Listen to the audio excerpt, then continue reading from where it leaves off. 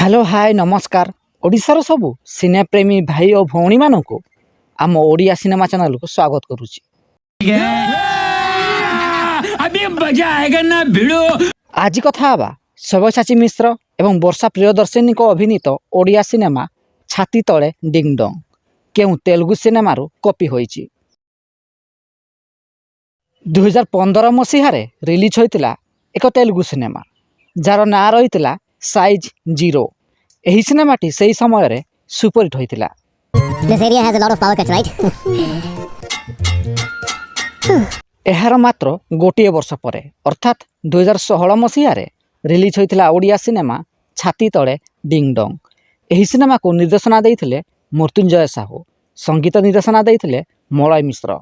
एही सिनेमार मुख्य भूमिका रे सब्यसाची मिश्र, अर्चिता साहू, वर्षा प्रियदर्शिनी, संबित आचार्य प्रमुख अभिनय करथिले। इंडिया रे बहुत पावर कट ना। जदि वीडियोटी पसंद आसताए तेबे लाइक, शेयर एवं चैनल टी को सब्सक्राइब करंतु।